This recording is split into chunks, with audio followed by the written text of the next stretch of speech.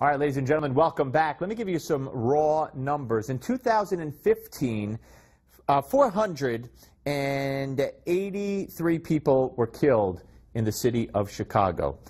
This past year, 762 people were killed in the city of Chicago. You had 3,550 shooting incidents and 4,331 shooting victims. This is Chicago. This is where symbolically Barack Obama decided to have his farewell address as if nothing was going on around him. Nothing was wrong there. It was my hometown. My hometown. Your hometown. I'm surprised he stepped foot in it for his farewell address, to be honest with you. Joining us now is Harry Houck, CNN law enforcement analyst, former NYPD detective first grade. Hello, Harry. How you doing, Steve?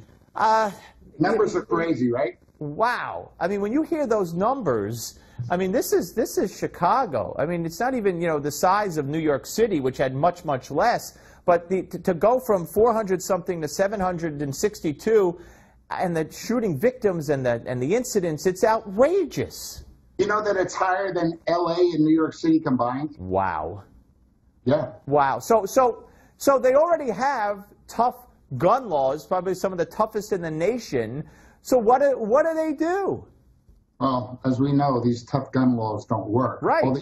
All they do is keep the guns out of the hands of good people. And you could probably get them like you can here in New York, but they put you through such a bureaucracy that it'll take you months and months and months to get a gun permit. And the fact is that after a while, you say, oh, to hell with it. It's just too hard to get. Listen, the DOJ just came out with a report on the Chicago Police Department. That was my next question, yeah. Yeah, listen, like the Chicago Police Department is the big problem in Chicago. I think these reports and narratives like this are just to deflect away from the crime and the black-on-black killings that are going on in the inner city. Now, I've only read 33 pages of this report, to be fair, Steve, so far. And what I'm seeing is basically what's actually shocking is that the DOJ really don't want police officers to go on foot pursuits, all right? Because this puts police in a position where they may have to shoot or harm someone once they engage the perpetrator. So basically what they're saying is, if a police officer chases somebody and engages them, whether they're armed or not armed or whatever, and something happens and he gets harmed by the police officer, then that's the cop's fault. And not wanting them to chase the criminal means for the community at large saying that policy should be if the guy runs, basically he will remain a danger to the community. I mean, right? Their report basically says that, wait for a backup. A police officer shouldn't have to be pushed into a decision to chasing a perpetrator. And it's not so much, they never mention the lives of the police officers. Of course, there's the obligatory, it's a real tough job, and police officers are killed every year. All right? But they're more concerned about the perpetrator. When I'm chased, and believe me, I've been in a lot of chases all by myself, foot chases. I've taken on gunmen all by myself. Police officers do this every day because they know if you're waiting for that backup, that bad guy could get away, and in most instances, they will get away. So now if I engage that bad guy, and I have to do some type of harm from him to protect myself, it's my fault because I should have waited for a backup. That is what some of this report is saying, and it's completely ludicrous. And it tells you right off the bat, like I've always known, the DOJ is very good in federal crimes.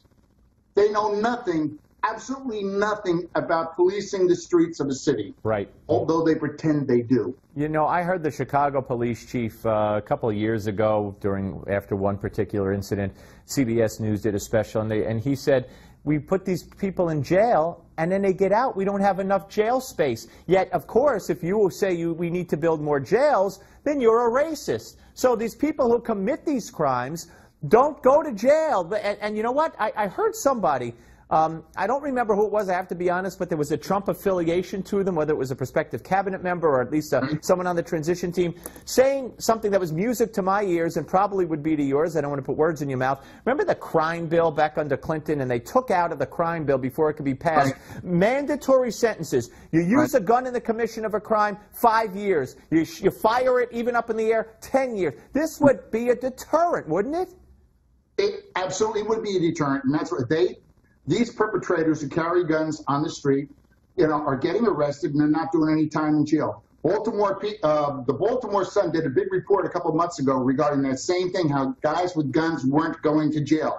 You got President Obama letting people out of jail. All right, he's so concerned about gun violence, he's letting people out of federal prisons that are drug-related crimes, which he says aren't violent, and these people carry guns. Not only that, some gun traffickers were actually released. So how is he so concerned about crime in the inner city and guns in the inner city when he's letting these people out of jail? Yeah. No, that's a rhetorical question, because we know what his motives are and what his interests are. At least I do. Let's move on to the inauguration coming up. Washington, D.C. is going to be kind of chaotic. Now we have people like James O'Keefe, who went undercover and he infiltrated this group, and they're talking about going after a specific ball where if only they had some kind of acid gas or stink bombs or whatever. We know there's going to be 7,000 National Guard, plus the Capitol Police and other police agencies and law enforcement agencies. This, because it's Trump, I mean, it's difficult anytime you have that number of people, but because of the promised disruptions, wow, how hard is this to deal with? I'll tell you, it's unprecedented. I can't wait to watch this on TV and see what happens. That's why they're flooding it with the National Guard and the police. They know that some of these anti-Trumpers are very violent people.